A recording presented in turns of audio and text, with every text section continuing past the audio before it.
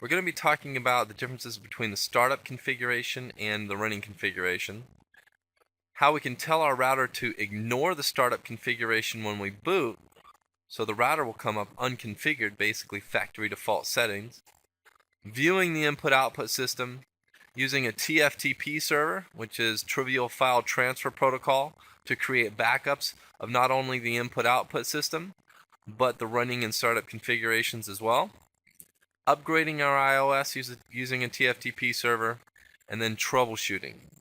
Like if our router came up, started to boot, couldn't find the input-output system, types of errors we would get, and how we would go ahead and load a new iOS. We have four main memory areas on the router. We've got RAM, where we store the running configuration. We have NVRAM, where we store the startup configuration. RAM is volatile, so if we turn off the router, whatever configuration is in RAM is lost.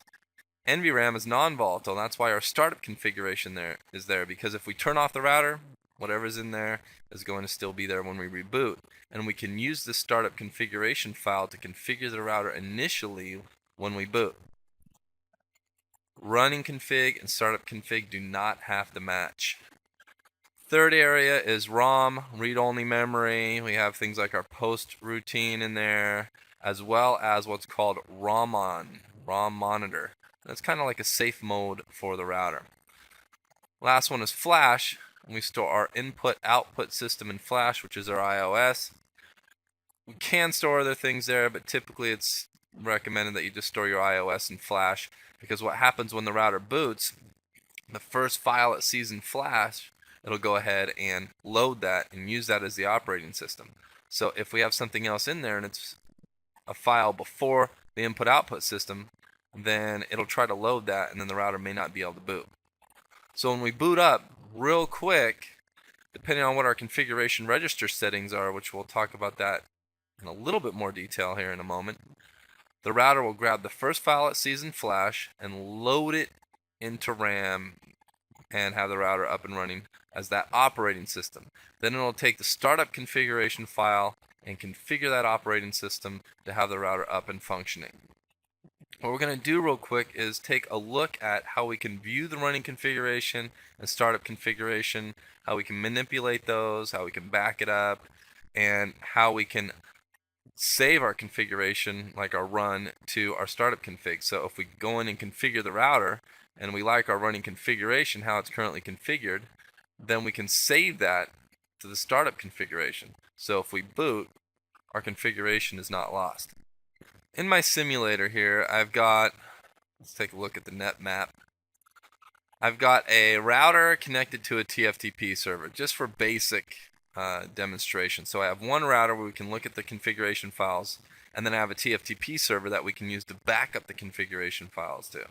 So let's go in and take a look at these configuration files. Now I've gone in and configured this router, which is called Palestra 1. If I want to see the running configuration, that's how it's currently configured to run. This configuration is stored in RAM, and it's called running-config.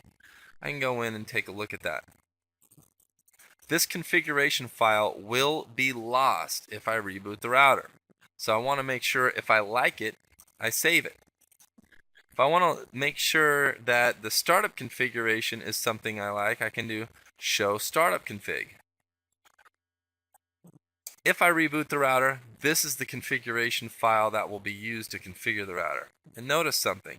If I do a show run, interface serial 0 has an IP address on it. If I do a show start, it does not. So my running configuration and my startup configuration do not match. And that's fine. However, if I like the running configuration that I see in here, and I want the router to use it when I reboot, maybe I like this IP address on serial 0, then I can go in and save the running configuration. All I have to do that is type copy running config startup config, and it'll save the running configuration to the startup configuration. So if I do a show start, now I can see that the startup configuration has an IP address on serial 0. It's like saving changes to a Word document. What's nice about this I can go in and configure the router. I might want to go in and make some changes, or I'm trying to troubleshoot, change the IP address on serial 0, whatever. I'm just going to change it to 1.2 instead of 1.1, not a big deal. I can do a show run, and I can test it out and see if this configuration actually works. If it works, great, I'll save it. If it doesn't, all I have to do to get rid of it is do copy startup config, running config.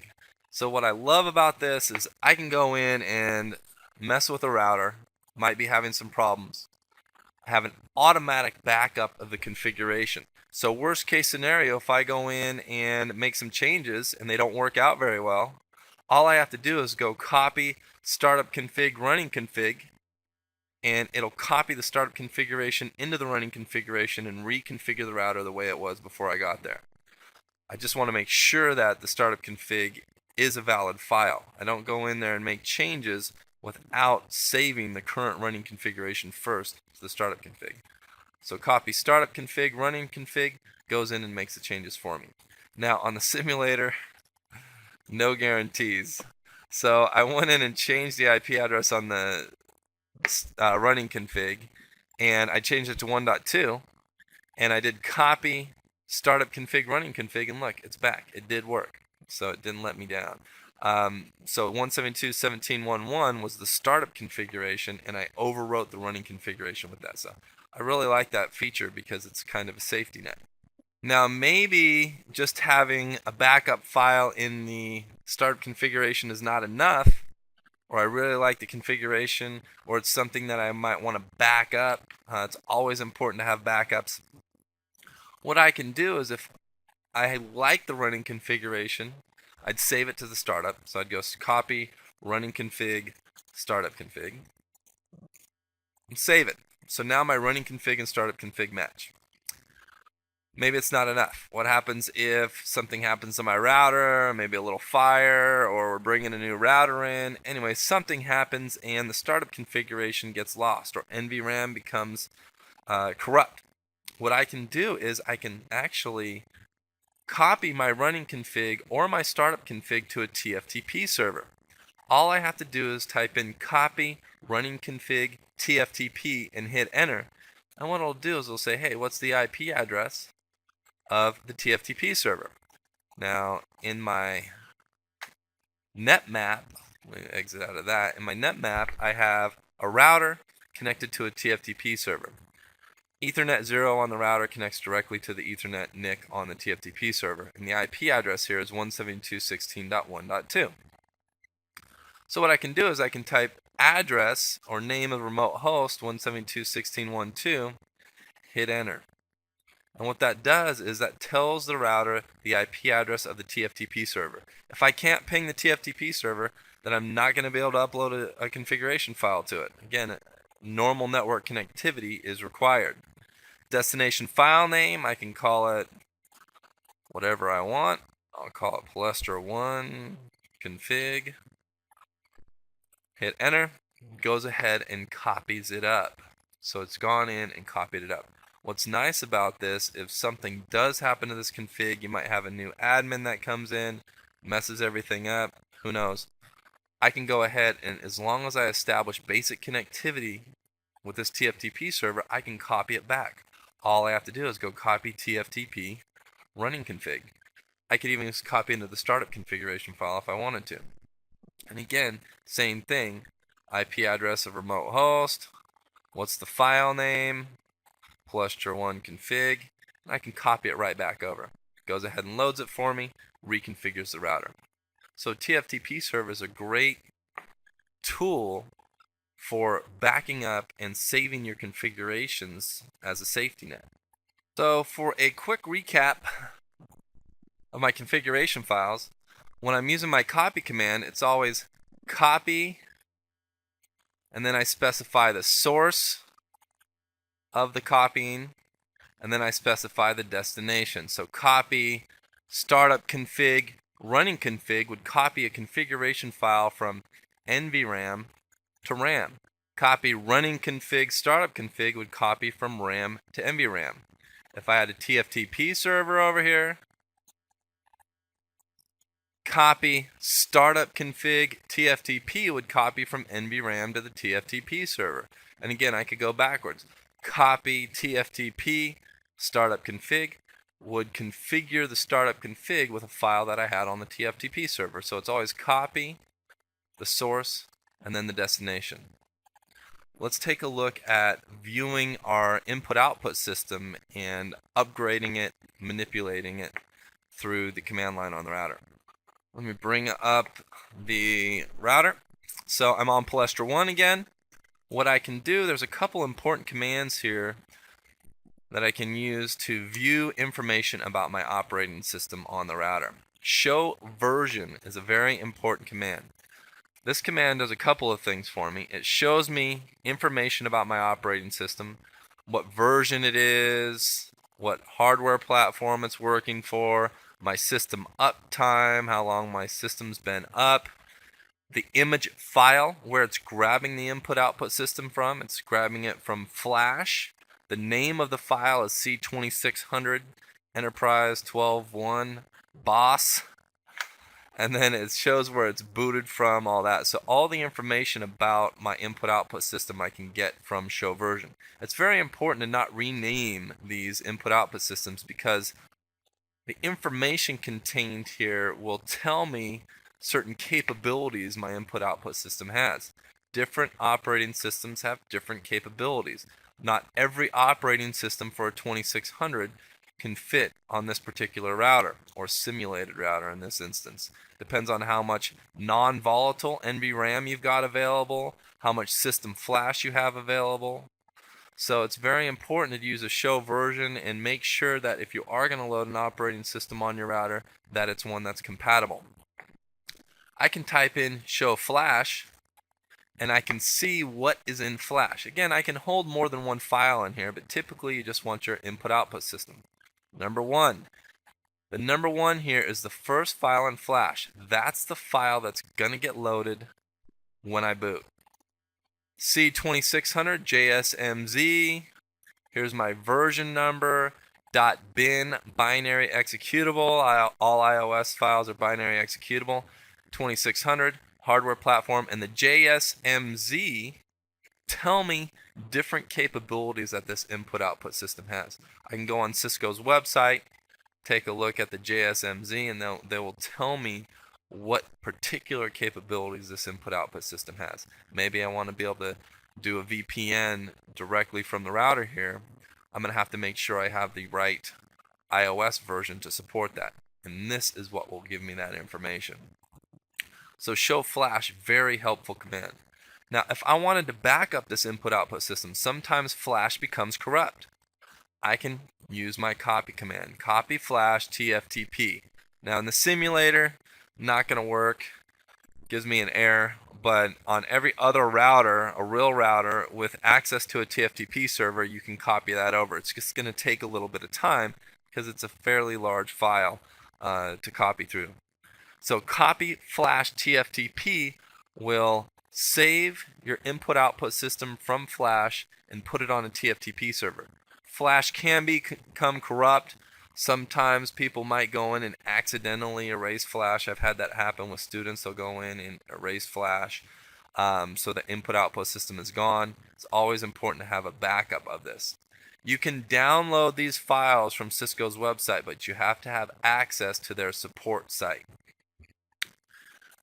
Let's say I downloaded a new input-output system from Cisco's support site that had extra security capabilities or supported BGP. What I could do is I could put that on the TFTP root, and I could type in copy TFTP flash, and what would happen is it would ask me where the TFTP server was, what the file name was, and I could actually upgrade my operating system easily. So all I do is copy TFTP flash, it'll go ahead and load, my operating system's upgraded, and then I simply type in the reload command and reboot my router. When it comes back up, it'll be using that new operating system. So it's very easy to upgrade the operating system using a TFTP server. Now I've closed out the simulator and I brought up an actual router so we can go in and take a look at a couple of things you might need to do for troubleshooting. Troubleshooting is what you do when it's not working right. Hit enter a couple of times and I get into user mode,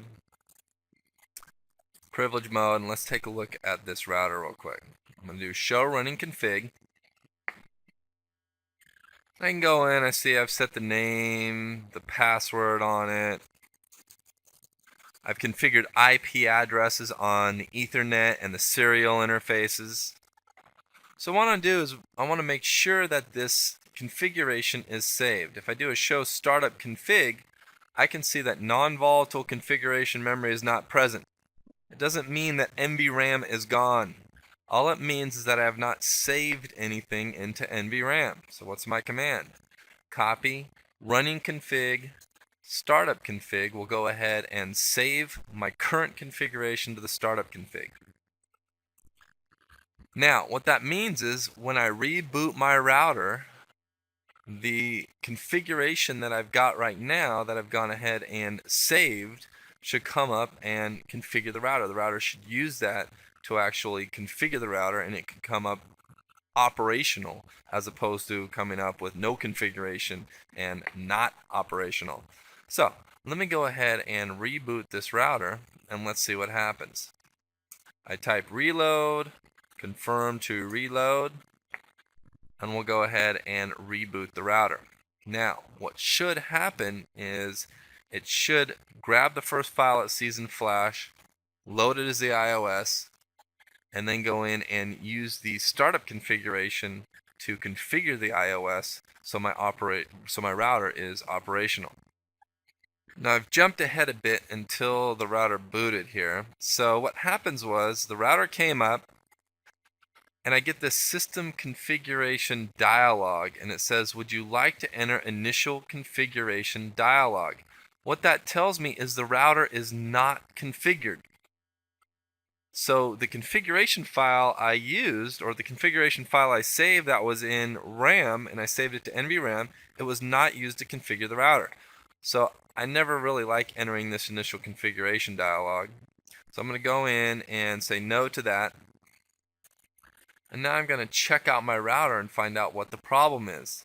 The first thing I want to do is make sure that my startup configuration file is still there. Show startup config. And I can see that hostname Palestra1, my password's there, IPs are there, everything's set up, but why isn't my router configured with that? The configuration register number, which I go into more detail in another video, has told my router not to configure itself. Let's take a look at what the configuration register number is. Show version command again. That's the command I used to check out the input-output system in Flash and see what was there. Show version will also show me my configuration register number. And it says right now my configuration register is 0x2142. And obviously that's not what we want because the router came up and did not configure itself. So let's look at the proper configuration register number. Let me bring up a previous slide. And here we can see the configuration register. That's what that says right there, configuration register. I have two of them. The only difference is that's a 4 and that's a 0. Right now the current configuration register is 0x2142. 0x2102 is the default configuration register. What this 4 does is it says ignore what's in NVRAM when you're booting up. The 2 here, the boot field, says hey, take that iOS, take it from Flash, put it into RAM, and go ahead and run it. Some routers will run the iOS directly from Flash if they have enough Flash to store a fully decompressed iOS. Some routers will run it directly from Flash. Others will take it, decompress it into RAM. So the first file in Flash is used as the iOS. The 4 here says go ahead and boot, but that startup configuration file I want you to ignore it, and the router will come up with all its default settings. The startup configuration file is still in NVRAM, it's just not used. I've seen this before. People will have a configuration register of 0x2142. They lose power to their system or power to their router. The router turns back on, it boots and everything, but the configuration file is not loaded. So what happens is the router comes up, but it's not working and no one can get out. When you're done working on a system, you always want to get the configuration file back to its default of 0x2102. So that way, if the router does get powered down for some reason, flash will get loaded. The startup configuration file in NVRAM will go ahead and get moved into RAM to configure the router and have it up and operational. So let's go in and see how we can change this configuration register back, as well as look what I can do to load this startup configuration file without having to reboot the router. I'll bring the router back up, hyperterminal. So the configuration register again is 0x2142. I don't like it because my router came up unconfigured. So I want to change it. But first thing is, no one can get out right now because my router is not configured. So I have to go ahead and copy the startup configuration file to the running configuration file. And what that does is it takes this as the source, puts this as a destination, and configures my router with that startup config. So copy startup config, running config, enter, and watch what happens to my router's host name. It changes from router to Palestra 1. Now if I go in and take a look at the run, show run, I can see that the running config and the startup config match, except for one thing. If I do a show start again, I can see that my interfaces have IP addresses, but it doesn't tell the router to have the interfaces shut down. If you bring the router up and it's not using the configuration file, it's not using the startup configuration file, and I do a copy startup config, running config to configure the router, it configures the router with everything, but it does not turn the interface on. If I do a show run and I look at my interfaces, they're shut down. Shutdown is not good. Still can't communicate. So if you do happen to boot a router, it doesn't use the startup configuration file, and you go ahead and load it, you're going to have to go into the interfaces and turn those interfaces on. Then you will almost be done. To avoid this problem from happening in the future, what you're going to want to do is change the configuration register from 0x2142 to 0x2102, which is the default. So show version, show versino. I'll just type show ver, that's a little bit easier for me. Show version, configuration register is 0x2142. I want to change it. Get into global mode, config dash register 0x2102. Hit enter. I always verify my work. Show version again to make sure that it took it. And it says configuration register 0x2142 will be 2102 at next reload. So what that means is if I reload my router right now, it'll go ahead, boot up, grab the iOS and flash, and since this is a 0 now, it'll go ahead and take the startup configuration file from NVRAM, load it into RAM, configure my router. Let's see what happens. Reload. Yes. It asks me if I want to save my configuration. It's already been saved, but it can't hurt to save it again. And what that's doing is saving running config to startup config. And I hit confirm to reload, and now my router is going to reboot. My router has rebooted. I pressed return to get started. And we can see now that instead of saying router, which is the default, it is configured. It says Palestra 1. enter my password, and if I do a show running config, I can see that my IPs are there. The interface is not shut down. It would say shut down here, and it's not. So it came up, configured with the IPs, configured with everything else in the startup configuration file, and the interfaces are up and operational. We have covered up to this point viewing and managing router files, the startup and running configuration, how we ignore the startup configuration when booting, or how we use the startup configuration file when we're booting up, viewing the input-output system, using a TFTP server to create backups, how we can upgrade the iOS with a TFTP server very easily, and troubleshooting some startup issues you may run into.